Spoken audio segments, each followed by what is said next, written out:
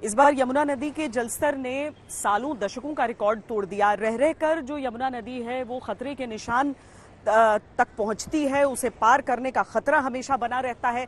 दरअसल अगर हम दिल्ली की परिस्थितियों को देखें तो यहां पर बाढ़ आने या फिर यमुना नदी के जलस्तर के बढ़ने के कई कारण होते हैं।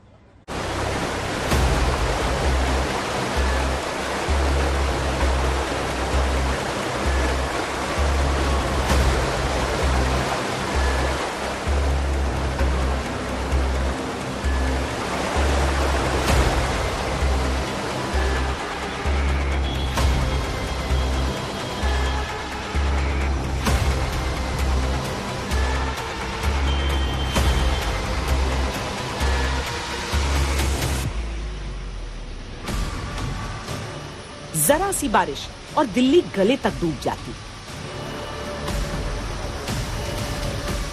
आईटीओ डूब जाता है, मिंटो ब्रिज डूब जाता है, कनॉट प्लेस, लक्ष्मी नगर, लाल किला सब डूब जाते हैं। इस बार जो बाढ़ आई 45 साल में दिल्ली ने ऐसी बाढ़ नहीं देखी थी।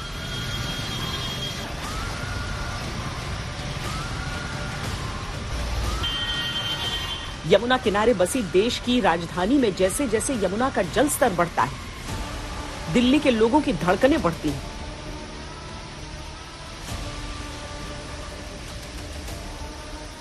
घर डूबते हैं, दुकानें डूबती हैं, गाड़ियां तैरने लगती हैं, लेकिन दिल्ली जैसा बड़ा शहर, उसका ये हाल क्यों हो जाता है?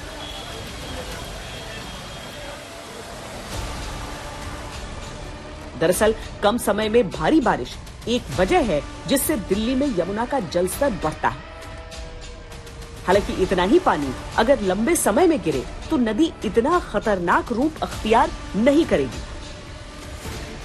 दिल्ली में यमुना का जलस्तर बढ़ने का एक बड़ा कारण दिल्ली से 180 किलोमीटर दूर हरियाणा के हथिनी कुंड बराज से पानी छोड़ा जाना है। सेंट्रल वाटर कमीशन के अनुसार हथिनी कुंड से दिल्ली पानी पहुंचने में अब 2 से 3 दिन का समय ही लगता है, जो पहले के मुकाबले काफी कम है। ये भी समझने की जरूरत है कि दिल्ली में 60% पानी की आपूर्ति भी हथिनी कुंड बराज से ही होती है। दिल्ली के कई इलाकों में बाढ़ के आने का एक कारण यमुना किनारे गाद का जमा हो जाना है। गाद जमने से नदी का तल ऊंचा हो गया है, जिससे पानी नदी से बाहर निकल आता है। वजीराबाद से ओखला के बीच दिल्ली में 22 किलोमीटर के रास्ते पर 25 पुल बने हैं, जो पानी के बहाव को रोकते हैं, जिससे नदी में गाद का स्तर बढ़ता है और पानी के नीचे रेत के छोटे छोटे टीले बन जाते हैं। ये रेत के टीले भी पानी के प्राकृतिक बहाव को रोकते हैं।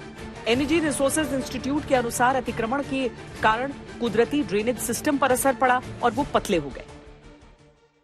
तमाम कंस्ट्रक्शन डेवलपमेंट के जो पिछले कुछ दशकों में यमुना के आसपास हुए हैं, उसने यमुना का अपना जो फ्लड मैनेजमेंट एक कैपेसिटी था उसको कॉम्प्रोमाइज किया है।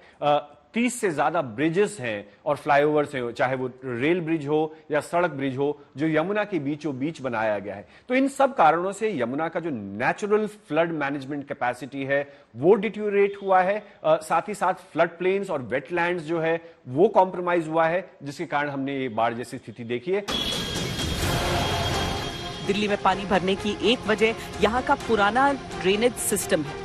दिल्ली के लिए ड्रेनेज के लिए जो प्लान 1976 में बनाया गया था वो आज भी जारी है, जबकि इसे महज 20 सालों के लिए तैयार किया गया था। तब दिल्ली की आबादी 25 लाख के करीब हुआ करती थी। आज ये आबादी बढ़कर 2 करोड़ से कहीं अधिक हो गई।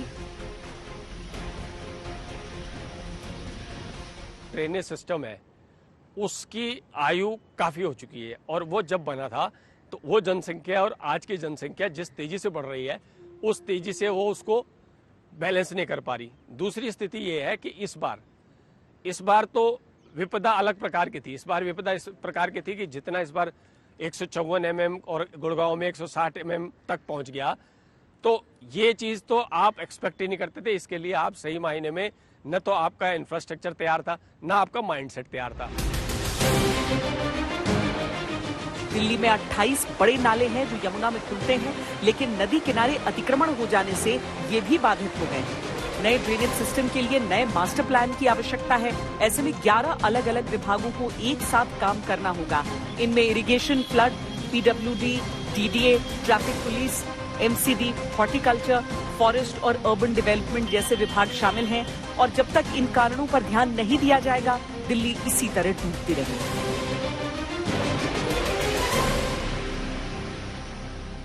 जब आप प्लान बनाते हो तो प्लान में एक दूरदर्शिता होनी चाहिए कि भाई 5 साल बाद, 10 साल बाद, 15 साल बाद पॉपुलेशन का प्रेशर या बाकी प्रेशर, व्हीकल्स का प्रेशर किस प्रकार का उसका इम्पैक्ट डालेगा, और वो उसको दूरदर्शी भी होना चाहिए और साथ ही साथ जो है होलिस्टिक होना चाहिए। सभी जो निकाय हैं उनको आपको साथ लेना होगा और साथ लेने के साथ साथ उनको जानकारी में भी होना चाहिए कि भाई किसके जिम्मे क्या काम है और उनकी सहमति होनी चाहिए।